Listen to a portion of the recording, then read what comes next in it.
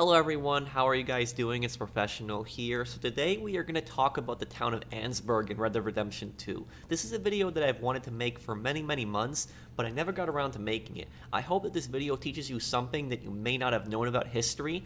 Now, as the title states, Annesburg is the worst town in the game to live in, at least in my opinion. I think it's even worse than Van Horn, and I think it's even worse than Armadillo, even though it's pretty even with the cholera outbreaks there. When we look at a town like Van Horn, we see slums. When we look at Armadillo, we see disease and sickness. But what is wrong with Annesburg? The problem in this town are not seen as easily as in the others, and it's a really evil place. Annesburg is a town located in the far northeastern part of the map and is located in the New Hanover province.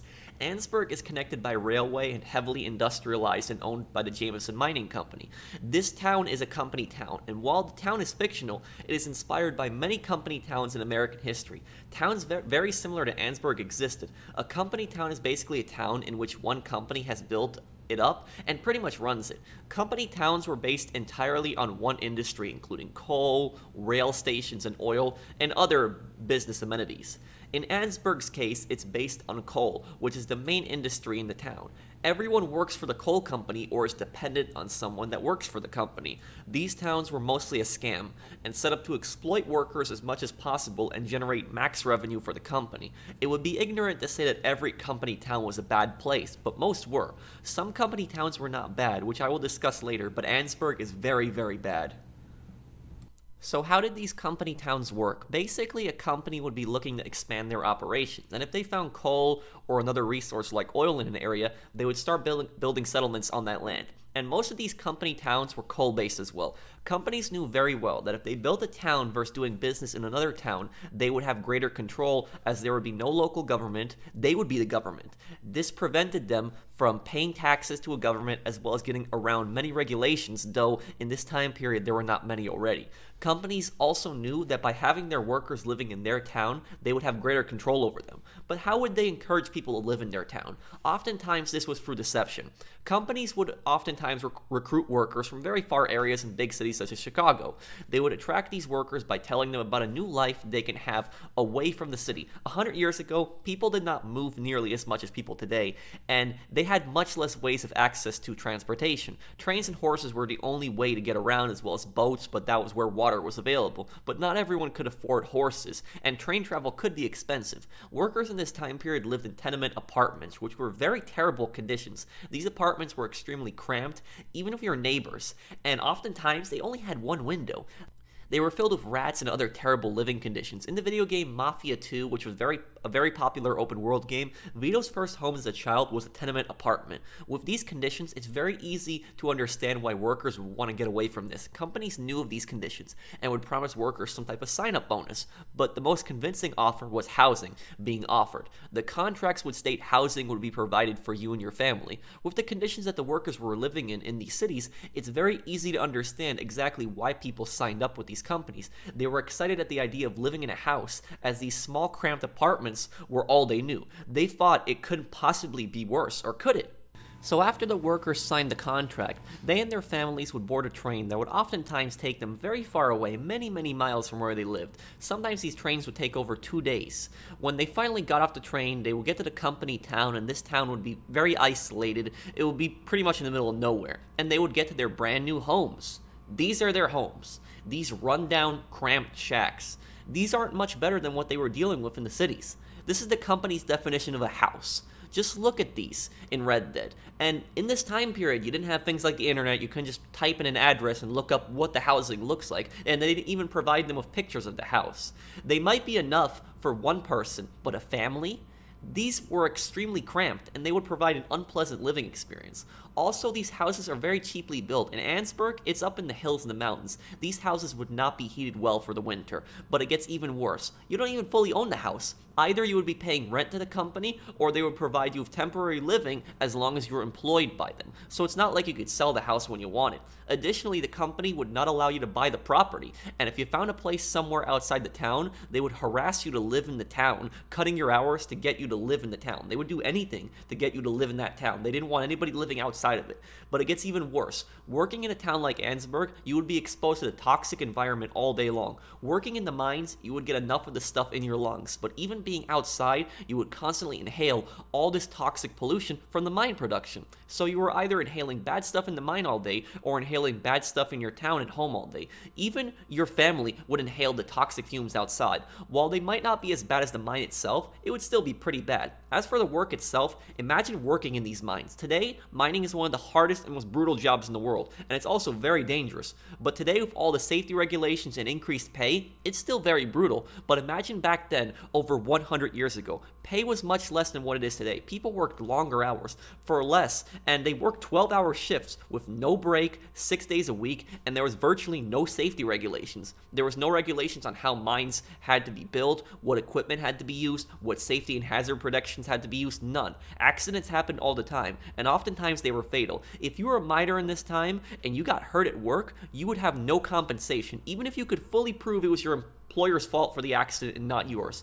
If this happened, the rest of your family would have to work in the mine, and if you were alone, you were basically homeless and thrown into the wilderness. A big misconception about these mines was that only men worked in them. Women worked in them as well, but what is the most shocking is that thousands of children worked in these mines. Yes, little children worked in these mines. Imagine how horrible it must have been when you brought your whole family out to a town like Annesburg, expecting a better life, and you get cramped in this terrible shack house, and you barely have enough to get by, and now your child has to work alongside you in these terrible conditions. In the single player for Red Dead Redemption, Arthur finds the Downs family living in Annesburg. Archie Downs has barely enough money to support his mother working in the mine, and his mother Edith takes a job working as a prostitute just to support each other. People in these towns did not live long, even if they had no accidents. Working in the mines would destroy their lungs, and because of a lack of safety regulations and pollution, people would develop lung diseases early in their lives. They would not live very long.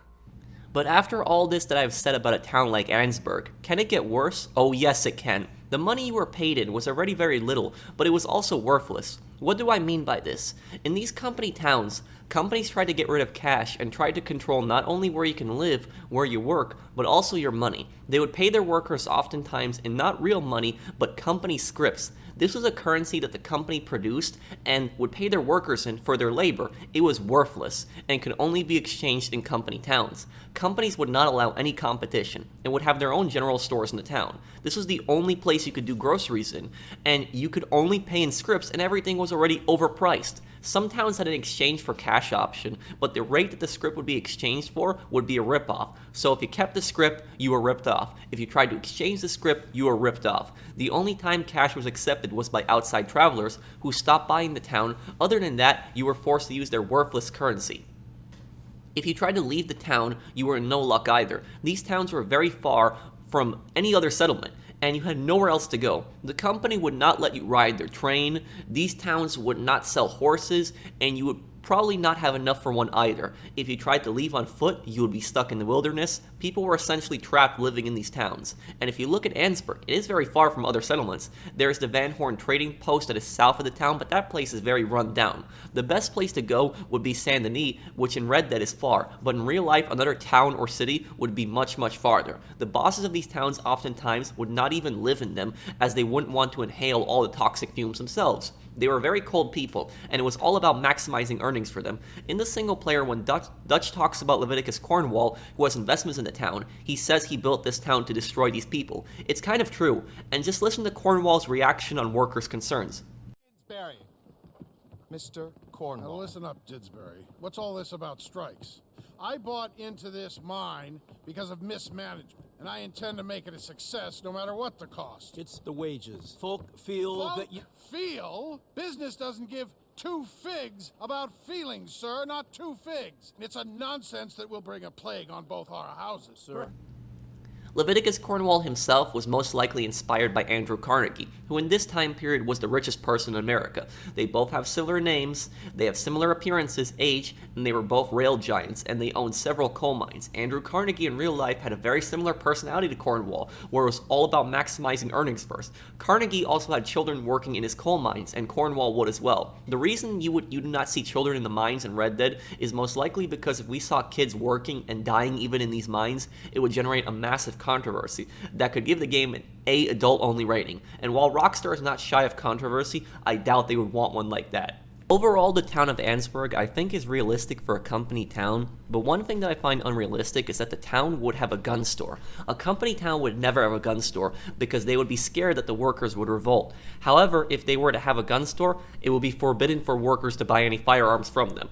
The gun store would most likely be reserved for outside travelers and Pinkerton agents. The Pinkertons were a real group, and they did do bad things similar to Red Dead Redemption. The Pinkertons were not a police. That's what a lot of people think, that they were the police. They were a private company for hire. They were a private police, and they would enforce the law based on whoever paid them. Pinkertons worked for Andrew Carnegie in real life, and they were brought in to stop the Homestead strike in Pennsylvania in 1892. While Homestead was not a company town, Carnegie Steelworks had a huge influence in the town, and workers had striked and eventually rebelled due to a wage decrease. When the Pinkertons arrived, someone fired a shot. It's unknown whether it was the workers or the Pinkertons that fired first, but the Pinkertons, when they had showed up, they had caused aggression in the crowd. A battle erupted where 7 workers had died, and between 3 to 8 Pinkerton agents had died. The remaining Pinkerton agents were captured, and the Pennsylvania militia was brought in. If you want to know more about the Pinkertons, I have a whole video on them, on who the Pinkertons are, as well as the Homestead strike and what happened there. I will have that linked at the end. After the incident at the Homestead strike, many states banned the Pinkertons from working in them, such as Ohio, and the federal government also banned them from working for them. The Pinkertons then traveled out west, which is why there's so many of them in Red Dead. They were chased out of the cities and towns in the east and went out west. The Pinkertons would enforce the company's rules and would often break up strikes or protest violently. They would bully, threaten, intimidate people into going back to work. They could even beat you up and at times would kill you. When the Pinkertons went out west, a lot of the territory was unincorporated into the US, and there was many places that weren't states yet. The Pinkertons found it easier to find work in these places, and these companies also knew, having towns far out west, it would be very hard for the government to interfere with any agenda that they may have. The largest incident that ever happened in a company town was in Pullman, Illinois in 1894. The Pullman Company was the largest producer of sleeper train cars, and pretty much a monopoly. Due to the panic of 1893, a recession, the company had cut workers' wages, and on May 11, 1894, the Pullman strike started. The company decreased employees' wages, but refused to decrease rent for their housing. Workers in Pullman, which the town numbered of 6,000, were not being paid much, and on top of that, were being charged for rent by the company. George Pullman, the head of the company, refused to lower the rent. The strikes then broke out, and while they started out peaceful, as demands were not met, they became more violent. The strikes had engulfed the entire town and spread nationwide to, at its peak, 250,000 workers in 27 states. The strike lasted for another 2 months until July 20, 1894, and President Grover Cleveland had brought in the army to stop the strikers from blocking the railways. 30 people were killed in these riots, and there was over $80 million in property damage. The strike was unsuccessful, and leaders of the strike were arrested after it was over. The American Railway Union, which organized the strike, fell apart not long after that as well. However, after the strike, Pullman was ordered by the government to sell all residences so they could no longer charge for rent. The town was then annexed by the city of Chicago, which was not too far from it, and became under the control of the city government. Not all company towns were terrible places like Pullman or Annesburg in Red Dead Redemption. Some towns did provide decent housing and fair wages, paying in cash, not scripts, but this was slim. Most company towns ran their workers into the ground, and they were even worse than monopolies, where a monopoly is where a company controls everything in that business sector. Here, they are controlling where you live, your property, where you can buy groceries from, and also controlling your money with worthless currency scripts. 3% of the American population at one point lived in these company towns. Company towns are also not just something that happened in America. These places existed all over the world and were very prominent during the Industrial Revolution. They existed in many European countries such as France, Britain, Germany, and European colonies in Africa. So what finally ended them? Today, you can find towns in America that are based heavily on one industry, but not to the same extent that we had during the Industrial Revolution. You can find towns such as in West Virginia that are based heavily on a coal mine, but these aren't as common anymore as in the past. What ended company towns was the invention of the automobile. While cars existed in 1898, the same time as Red Dead Redemption, they were not common, and only something rich people in cities with paved roads could afford. As time passed and the 1920s arrived, cars became better and more people could afford them. People could now travel farther and were not trapped in these company towns. Additionally, with the Fair Labor Standards Act of 1938, it outlawed company scripts and most child labor. Companies could no longer pay you in scripts and had to in cash. Child labor was mostly banned. Kids could still work in certain jobs, but not dangerous ones. People once again could control their lives and didn't have to be dependent on these towns, and that is what ended them. And that is pretty much it on why Annesburg is such a terrible place to live. And what I don't like about a town like Annesburg the most is that a town like Van Horn, you know that it's a bad place to live. You can see that it's a rundown slum. You can see that Armadillo is a bad place to live because of the cholera outbreaks. Van Horn and Armadillo don't shy away from this. They don't try to pretend like they're such amazing places to live. But Annesburg, on the other hand, it pretends like it's a shining beacon. It pretends like it's a great place to live, when in reality, it's a living hell. I hope that you guys enjoyed this video, and it might have taught you something that you didn't know. Rockstar did do their research into these towns, and I enjoy history a lot and reading it. I hope that you guys enjoyed this, and if you did, drop a like and subscribe if you're new. I also have other videos on who the Pinkertons were, as well as and also who the revenue agents were. Check those out on the screen now if you like this video, and I'll see you guys on the next one. Take care, everyone.